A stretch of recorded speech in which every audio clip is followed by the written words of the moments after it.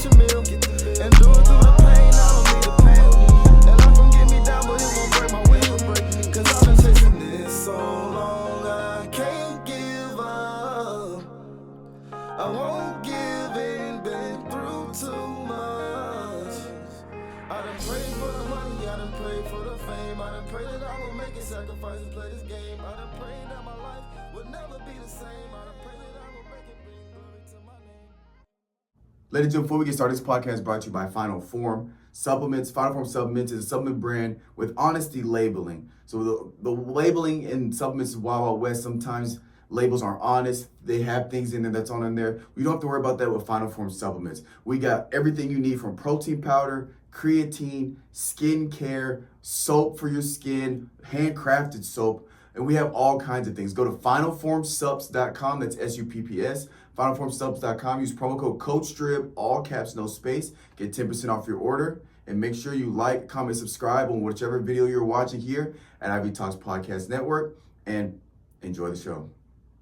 Ladies and gentlemen, welcome to another episode of the NFL coverage. We're going over week 2 of the NFL, and I'm going to slightly do a little bit of a different format. So I'm actually going to be talking kind of fast, but I got a lot of stuff I want to get through. So first, let's just go over week 2. We had the Buffalo Bills beat the Miami Dolphins 31-10. Tua Tagovailoa suffered another serious concussion, which he's had a history of pretty bad concussions, 2 in back-to-back weeks last season, and he has another serious one this season. So he was placed on IR, injury reserve, so he'll miss at least 4 more games.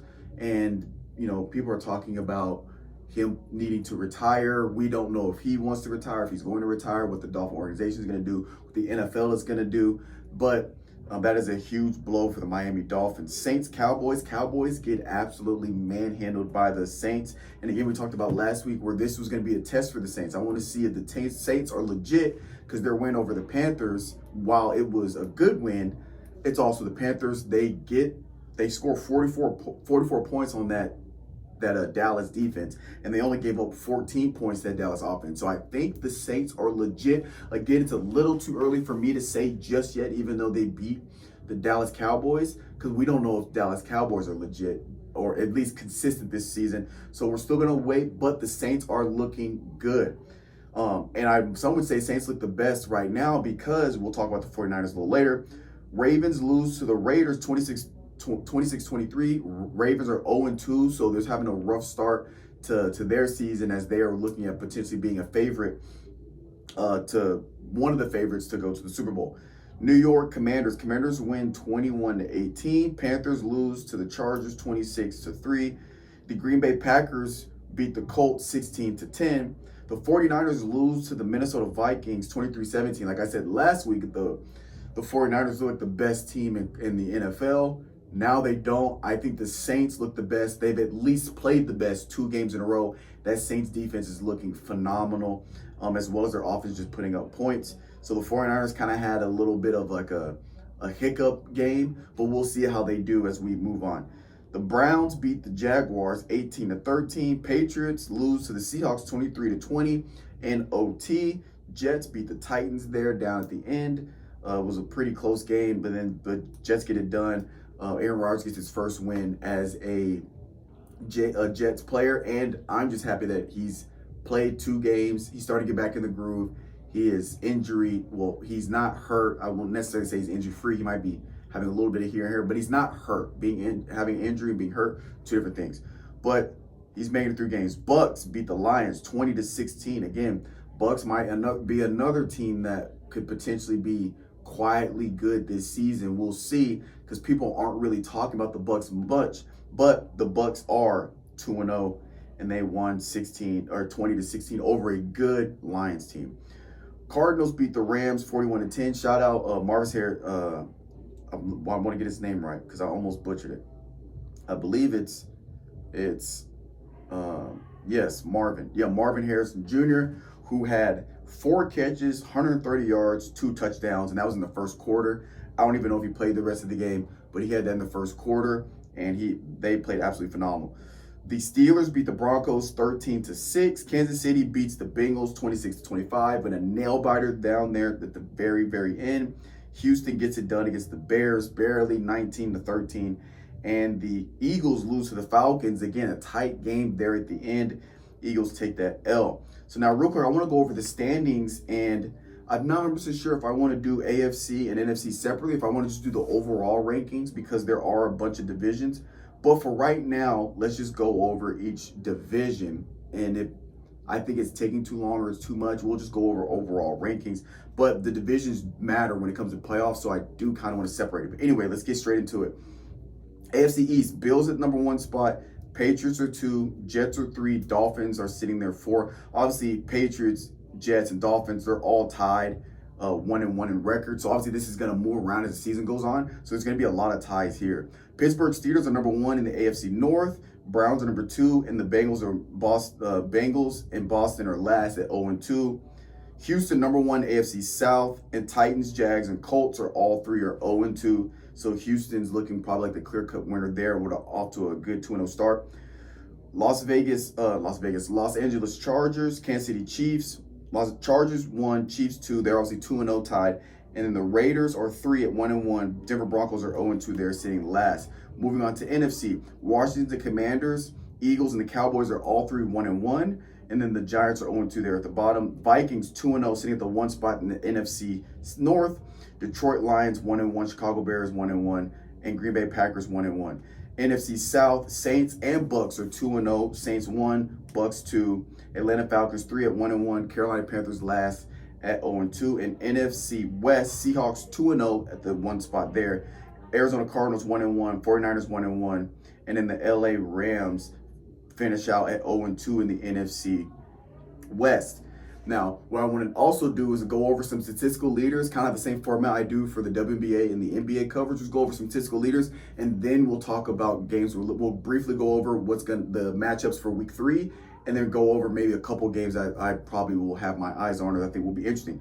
Passing yards, we have Brock Purdy at 550 passing yards. Passing touchdowns, Baker Mayfield at 5. Derek Carr also has 5. Receiving yards, we have Nico Collins. He is injured, so we'll see how this starts to play out as the season goes on. But he is at 252 at receiving yards. Receiving touchdowns, Mike Evans at 2. Marvin Harrison Jr. at 2. And Quentin Johnston at 2, as well as Alec Pierce has 2. And Rashid Shaheed has 2. So it's a pretty big tie for first place with 2 receiving touchdowns. Rushing yards, J.K. Dobbins, 266 rushing yards. Rushing touchdowns, Alvin Kamara. Also, shout out Alvin Kamara, 4 touchdowns. Absolutely destroyed the Cowboys. And of course, he wants to have this game the same week I'm playing him again fantasy. So I did not win in fantasy because simply if I wasn't playing Alvin Kamara, I would have won. But just because he dropped, I think it was 30-something, maybe 40-something fantasy points, I'm not going to beat that. Rushing touchdowns. And the interceptions, we have Xavier McKinney at 2 interceptions. Defensive tackles, we have Nick Cross for the Colts at 29. Xavier McKinney is with the Green Bay. Alvin Kamara is the Saints, so I'm going to want to say what team they're on. And then sacks, we have Aiden Hutchinson at 5.5 sacks. That's going to be our statistical leaders. So that will be interesting to keep our eye on as, the postseason awards, as players become eligible for postseason awards and things like that. So now we're going to get into week 3. So today, this is going to be dropping Thursday. I want to get in a habit. I want to start dropping these Wednesday. But anyway, as today is the Thursday at the drop of this video, we have New England Patriots and Jets. Jets are 6-point favorite. I'm going to be interested in that just because it's Thursday night football. Always watch Thursday night football. We got Denver Broncos versus at Bucks, Houston at Vikings, Chargers at Steelers, Eagles at Saints, Green Bay at Titans, New York at Cleveland, Chicago at Indianapolis, Miami at Seattle, Panthers at Raiders, Ravens at Dallas, Baltimore Ravens at Dallas, 49ers at Rams, Detroit at Arizona, Chiefs at Falcons, Jags at Bills for Monday night. And on Monday night, we have a doubleheader. We have Jaguars versus the Bills, and we have the Commanders versus the Bengals. Games I'm going to keep my eye on. Obviously, Thursday night football. I want to see if the Jets can get another one and start getting some momentum with Aaron Rodgers, because that defense is absolutely phenomenal. Their secondary is, I think, one of the best secondaries in the NFL. The next team I'm looking at is the Eagles and Saints. I think if Saints can beat this Eagles defense is a solid defense.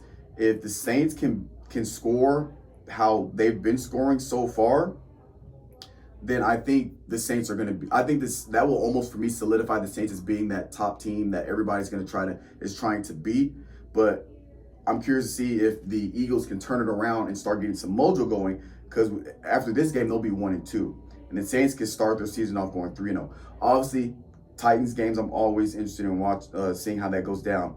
The next game, I got two more games that I really want to put on as like games to watch or games to look out for, is Miami and Seahawks. I'm interested to see how Miami works with their number 2 quarterback. Let me grab his name, Skylar Thompson. Because now Skylar Thompson's got to take the reins with Tua being out for multiple weeks now. He's got to take the reins. This isn't just filling in for the rest of the game. This isn't just filling in for 1 or 2 games. He's going to have a month, potentially a month plus 4 or more games where he's got to take the reins and really get this Miami offense going. So I'm interested to see how Miami fares without Tua and maybe trying to get their run game going, because when you get a backup quarterback, you usually start to heavily rely on your run game. We'll see if Miami has how much faith they have in Thompson to where they start opening up and let him sling that thing, because they do have Tyreek Hill, they got Jalen Waddle, they have Mostert, I think is still out, but they got I forget how to say his last name. Arcane? I'm sorry. Arcane. Devon is his first name. So they got a solid run game. Can they get that going with him there? So that's what I'm interested to see. And then the other game is the Dallas Cowboys and the Ravens. Ravens are 0-2. I think this is a must win for the Ravens. They got to figure out a way to win this game. And for Dallas, this is a confidence booster, because I think if Dallas loses to the Ravens, I think they could potentially go on a losing streak. I think that's going to just demoralize their confidence as a team, and you don't want that to happen. So this, to me, I think is a must-win for both teams in Week 3, which usually Week 3s, they're not necessarily must-wins, but I believe these are must-wins for both teams. Baltimore needs to win. They need to get a win on the board, get the confidence, get the momentum back. Dallas, they got to make sure they don't turn 1 loss into 2, and 2 losses into 3, etc., etc., etc. And you got to get that confidence back, because you were looked at to be the team to beat, especially after that first week. So those are the games I'm looking at. Those are the games I think will be interesting. So we have an interesting Week 3 coming up here, and that's going to be all this episode of the NFL coverage. We'll catch you guys next time.